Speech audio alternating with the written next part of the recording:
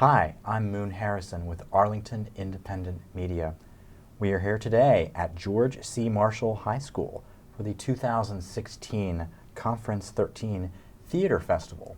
We have here today students from J.E.B. Stuart High School, also cast members from what we saw today, the original one-act play, What's Outside.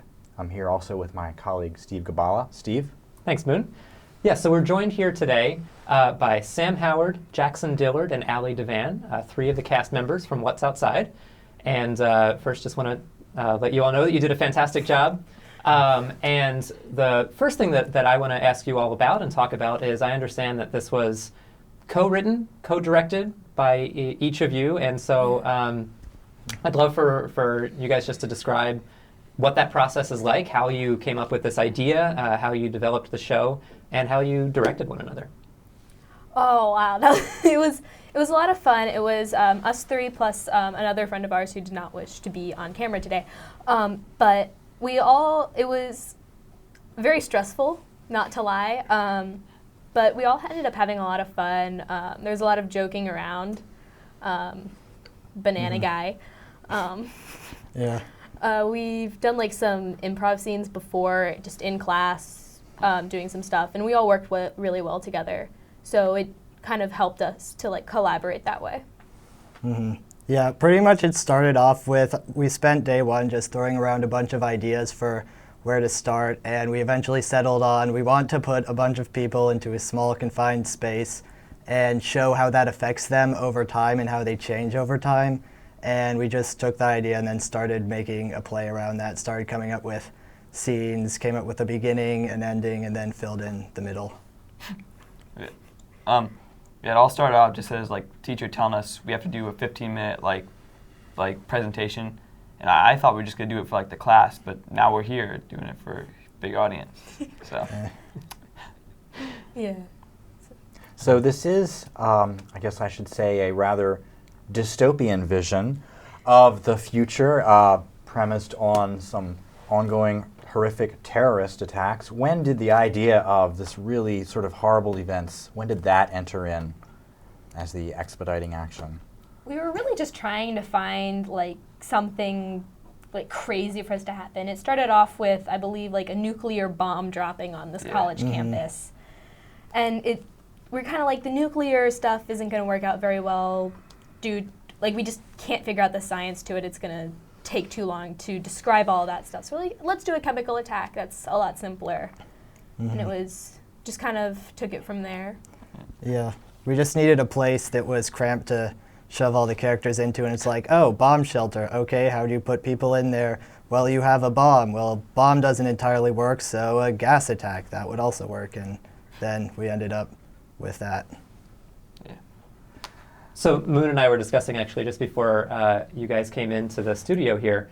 So the end, it's kind of a cliffhanger, right? So the setup is that there are four of you trapped inside this bomb shelter, and we're left wondering exactly how dangerous it is. The door opens at the end. So we wanted to know, or feel free to leave it ambiguous if you want, but what do you all think as the creators of the story, what actually does happen next? Does everyone live? Yes. Okay. We wanted, so we have him die at the end, and we figured that we'd want to make it a pointless death. He gets shot because he's trying to open the door, and we don't know what the situation is outside yet, but in the process of that, he's already opened the door by the time he gets shot, and then he dies, and we realize that it actually is safe outside, and people have just been too lazy to come and tell us that yet. So, really, yeah. And also add like the irony of how Julia let me in at the beginning and like saved me, and then shot me at the end. There's a lot of secret irony that we don't really like see until like you kind of like really kind of like break it down. There's him being late, and then he's the one who wants to leave the first and ends up getting killed. There's Julia, who was a very shy character in words and like wouldn't hurt a fly, like because she was the one who let him in, and she ends up being the one to kill him. Both Jackson and I are both we're both kind of jerks at times. Yeah, It's but very rude. change throughout. I start off a lot meaner and then get a lot nicer by the end. Yeah, I was kind of just like very insulting to everyone. And then towards the end, like I was very mean to Sam, and then at the end I was the most upset over his death. So. Tried to make my character kind of like a strange person. Like, I remember at one point in particular, I was like getting like way too close to Jackson when I talked to him. Yeah. It's kind of fun. Yeah, we spent earlier today trying to think of how many different ways can we make Sam's character appear to be extremely strange that we can like squeeze in at the last minute. So we had him getting close to me, taking my journal, staring at the other people, all sorts of stuff. Yeah. Yeah. I noticed right away in your character, you each had embodied sort of with your bodies a different emotion. And right from the beginning, I noticed that you were very nervous. You had a lot of body emotion going on, and I saw, oh, right away, he's the nervous one. And I knew right away, I was like, okay, I saw this. This is where this is going. The rest of you, can you tell us, what sort of subtext and motivations you brought into the actual posture and embodiment of your characters? I know you did some yoga. Yeah. I saw that. That was interesting. Any other choices that you care to share? I know I just tried to make my character into sort of like a scholarly professor type character, but also in the beginning really annoyed under pressure because people are constantly asking lots of stupid questions, as he'd think. And so I tried to sort of show that, act as angrily as I could towards the other characters in the beginning. But over time, as things settled down, I mellowed out a bunch. So I'm sort of curious, kind of related to the question Moon was just asking, but I noticed at the very beginning, actually the first thing I wrote down was the height of the energy with which you all started the show. It starts with this alert of a terrorist attack, and then you all scramble onto the stage. So I just wanted to know, as actors, what you were all doing in the moment right before you have to burst into the auditorium with that energy, how you got to that point. I know my character was personally training for a marathon. So I was kind of like running in the quad or whatever, and I was kind of like pacing around toward like at the very back because I come running down through the audience. And I was kind of like pacing back there, pretending to like listen to like some kind of like running music, very like pop 2K. And like then we kind of went into like, okay, panic mode, like sirens, the EBS is going off, like, okay, I know where to go. Like I guess like there was a freshman orientation where everybody where you find out where the bomb shelters are and everything. And I was like, okay, there's one over there. I'll run over there while I'm like training for my marathon. It was very disappointing to end up there, but yeah, better than dead. Yeah. Outside of like the play, essentially I was just trying to make sure that as I ran out from behind the curtain, I didn't accidentally knock anything over. And then by the time I got to the door, it's easy because I have like the first line just shouting at everyone to get in there, and just I think in trying to shout to get everyone's attention, that's pretty much how I was able to immediately get into like the high energy, high intensity thing. Me on the other hand, I didn't do much background thought on this. I have no idea what my character would be doing. I just knew I showed up late. You just had to hobble up and be old. Now, I had a question, just the process. You guys, we were talking before, are straight actors, and you also have some additional trainings or practice in the improvisation world. Yeah. Okay. Can you tell us a little bit, just as if we're from Mars, what is improvisation? How can you possibly practice improvisation? Improvisation is the theater of, or the form of theater of not having a script. A lot of times you're kind of given what we call a game, and it's kind of, you're given some variables, and you're thrust into doing this thing, and you have to include like all three variables. It could be anything from a football and a left shoelace to the planet Mars eating a bologna sandwich. So you have to somehow find a way to incorporate scenes in that. And a lot of times it turns out absolutely hilarious. However, we aren't always going for the big and crazy, which a lot of people walk into improv and they think, oh yeah, this is just going to be a bunch of big, crazy schemes and stuff, when in reality, when you end up with what we call split scenes, where there's one thing happening over here, one thing happening over there, it doesn't work out, and it turns into a ginormous mess, and nobody's happy. So, like, you kind of got to learn a form of control with everything else that's going on. And it's kind of something that you got to do to really understand. But it's a lot of fun. Everyone I know who's done it has enjoyed it. Okay. Yeah, as far as rehearsing improvisation goes, essentially what we did for this was we spent a lot of time in the beginning coming up with ideas and a general story. And after we had a list of different scenes, we just came up with what has to happen in this scene. And so we'd make sure everyone knows that, oh, in this scene we have to have two characters are talking about art, or someone's exercising and teaches the other person yoga, something like that. And then after we knew what it was that we had to do, we just sort of went through that scene, making sure that we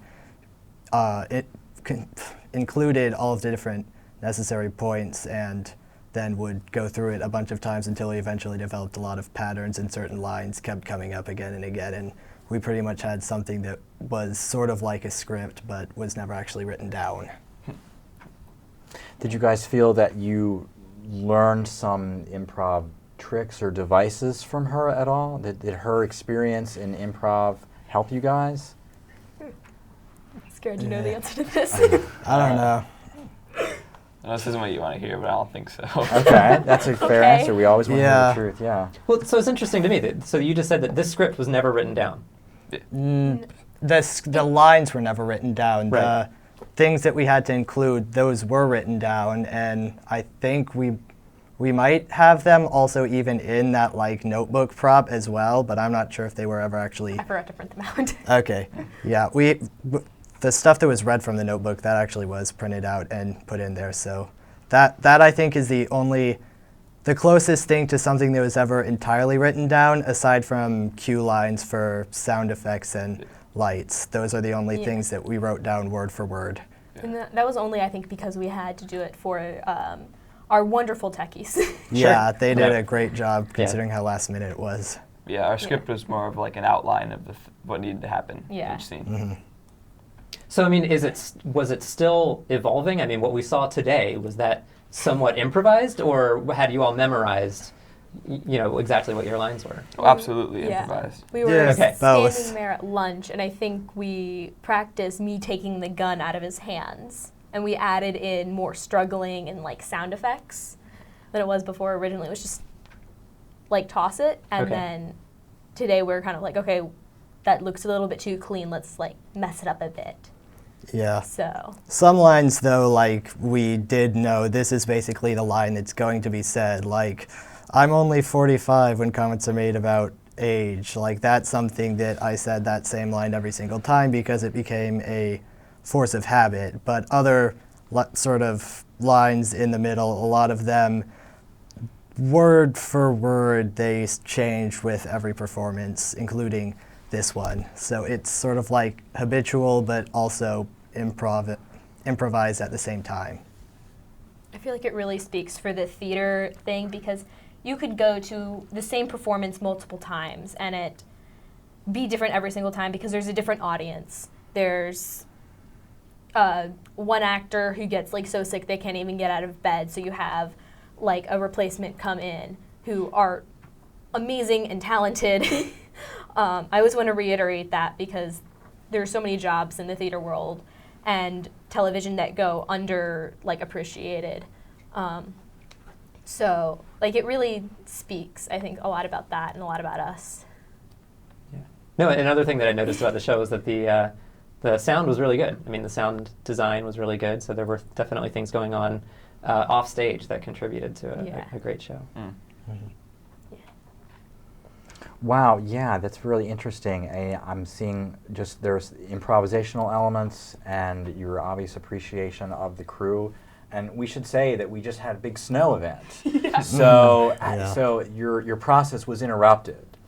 Oh, Okay. Okay. Can you just talk to us about this, the wrinkle, the realities of working with the interrupted process from all the weather that we've been having lately? We met yesterday for 5 hours, and most of that time was spent just sitting around, joking about stuff. We got in three, maybe 4 rehearsals total in 5 hours, and this is a 15-minute show, so a fifth of the time we spent actually doing stuff. But we've discovered that we were actually a lot more prepared when we first met to start the rehearsals yesterday than we thought we would be, so it all worked out in the end.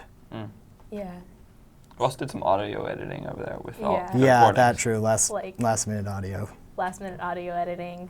I think we got through that rehearsal without a game of Nerf roulette. So Yeah. Nerf roulette? He kept wanting to play Russian roulette with the gun props. Oh, Yeah. okay. Fun stuff. yeah. Getting into So- character there. It could be a form of method acting. Yeah. Yes, I can Yeah. see, yeah. So were you all doing the sound design as well? Creating the snippets. So because there were in between each scene there were snippets of sound, and you guys created that as well. Yeah, I wrote the majority of the sound script, which I think was the only other part that was actually written out. Yeah. Julia, our other cast member, added some stuff in. Sam did all the editing. Jackson, I think, has contributed a lot of thought to that. Maybe. Yeah, she emailed me all like the files of like her mom talking, and I like, Yeah. made it sound like a radio, and add like some emergency like stuff in there. Okay. Yeah. Yeah. Nice. Yeah, no, that was well done. So, and I was also wondering if you all imagine, so obviously here, the real audience, we can hear all of these sound radio updates that are letting us know about the emergency situation that's going on. Could the characters in the play hear those broadcasts? I don't think we ever really made that clear. We had a radio prop, but it was kind of like, I guess it kind of ended up getting hidden behind some like ramen noodles. Didn't we decide that they couldn't hear it? I thought we Probably. did. Yeah, Kind of. that's a weird thing because we never really came to a conclusion about whether we could hear them or not, like a final conclusion and really reference them in the script at all.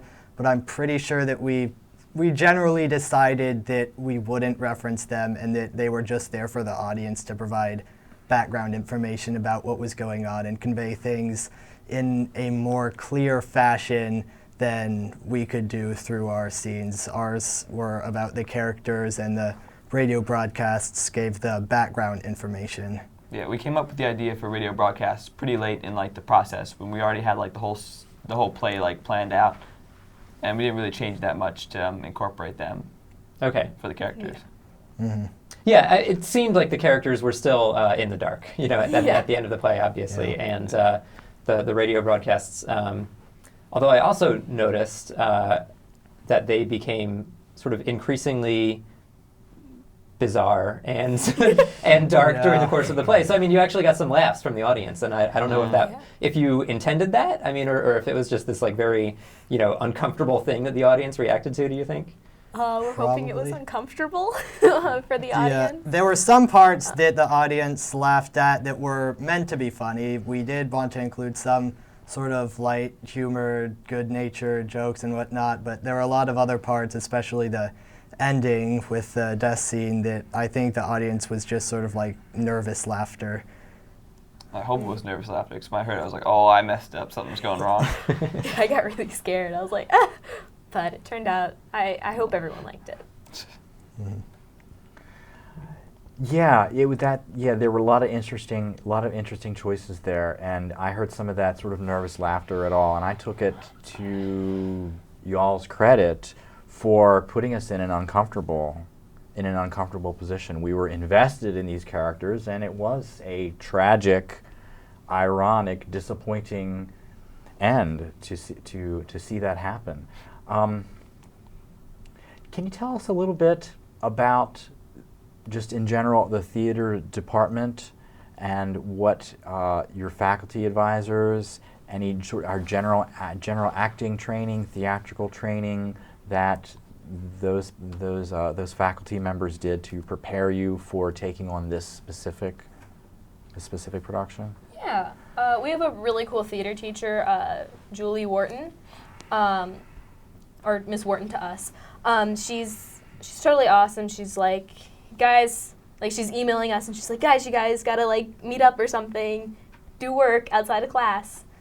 I know I've done plays outside of theater. I did a summer program where I was taking some theater classes, which is a lot of fun, and stage makeup. So I don't know if it was very visible, but I tried to do these guys with some like eyeshadows that I could find real quick. Age lines on the forehead. Yeah, Miss Wharton's given us some like pointers here and there, but it's been mainly us who's doing it. Yeah, I think this project in particular, mostly it was just our group working, but Miss Wharton was doing a lot to sort of motivate us and make sure that we were continuing to rehearse and kept checking in to see if we needed help, but I think we were able to work well enough on our own that a lot of times we were able to get through each thing just by ourselves, but at the same time, today as well, we were performing it for her and she was making a couple of adjustments, like the struggle over the gun. She recommended that we add that in, so she definitely was a big help whenever we needed help, but we also were able to do pretty well on our own. Before the struggle over the gun, what was happening at that moment? It was very much, he pointed the gun at me. Julia said, Bob. He pointed the gun at her, and I kind of stepped in, and they found this YouTube video or something where you push down, here, I'm gonna do the, so you like push down on the hand and up on the gun to like disarm somebody, which I would not recommend doing. Try and defuse the situation calmly. Yeah, this is something apparently some guy is famous for doing it in like 0.07 seconds, like 7 milliseconds, something like that. And I guess he recommended doing something of that nature for the disarming process, but that's not something that anybody should do at home because this person's practiced like years to do it. Yeah. So, Don't try this at home. yeah, but I don't know, it was generally a really tense situation because Sam's character just completely snapped and couldn't stand being in the shelter with everyone anymore, and he had, in the previous scene while going through inventory, he had found the gun, so we wanted to make sure people knew ahead of time that, hey, there's this gun, it's going to get used later. And then he pulled it out in order to force the rest of the group to allow him to leave, but that didn't really work out as planned. Kind of got the opposite of that. Mm-hmm. Well, it was a very effective way to raise the stakes of the scene, bring that dramatic tension on. Thank you. Yeah, I don't know if you all intended, but you stumbled upon one of the most famous maxims of playwriting, which is, if you show the audience a gun, you had better use it later. So you did. I mean, but that was intended. it's a little foreshadowing there. So it's I believe from what you all are describing. So this production that you created was the end result of a class that you were all taking together. Is that right? Yeah. IB theater. So. Yeah. Okay. And so what instruction or what part of the curriculum happens earlier in the class? Are you all working together? Is this like a playwriting? Is this just a general acting class? Full theater class. There are basically a bunch of different IB projects that you have to do for the class. So previously we had done a directing project where everybody has to choose their own play and make a director's notebook for that play as if they were a director of that play. So for this unit, it was making a devised theater piece that was roughly 10 to 15 minutes in length. So we had to come up with some sort of starting point, which for us was the idea of characters changing when forced together in a confined space over a long period of time, and from there come up with our own play. Yeah, and once again, I had no idea that we're gonna end up here. I thought we were just gonna maybe do it for the class or for some people from the school, and then Yeah, we still have another performance though, because the rest of the class also has their own projects in their own groups, and so next Wednesday we're doing a performance at our school where all the Stuart High different School. groups are going to be performing. Yeah, I mean, I know the second that there were, like, Miss Wharton was like, we could go to a thing. I was like, let's do that, guys. Come on. Let's hop on this. You have another performance and it's been heavily improvisational right now. Can I ask, are there any choices or changes that you guys are considering and might implement for the next performance? We'll probably need to time it to make sure that it's suitable for the requirements of the class. Definitely. Just to make sure that everything would like fit there. We don't want to upset anyone with the length. Blood packs? Blood pack? Yeah. Oh yeah. We're thinking about it. But We've- Yeah, I was doing I don't blood know. packs for his gunshot wound, which I spent like last night like fusing together. I didn't use them. Or they were Yeah. made of water for like practice, but they are currently should go for it. unused, and I should we go for it. might use it. It depends on whether or not we're allowed to stain his shirts Yeah. The oldest shit I can find. and the stage. But, So yeah. Well, it will be pretty exciting. You know, a lot of actors, they go their entire careers and they don't get to die on stage. So I've never got a chance to do it. Could be pretty cool. So, you know. Final thoughts, future plans. Do you guys intend to continue with acting, with theater, directing, writing, anything? I hope it stays in my life for a while. I don't know what I'll be doing after high school. I'm going to have my National Registered EMT stuff, so I'll have that, but I hope it stays in my life. It's just going to be hard to balance all of it. Okay. probably not. Probably not.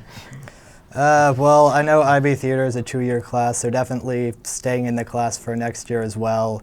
And so far I've been doing acting since kindergarten technically, so hopefully I'll continue to do it. It's probably not my career path of choice, but I think it's definitely one of my favorite hobbies. So I'll keep it in mind as an option, something I might do from time to time.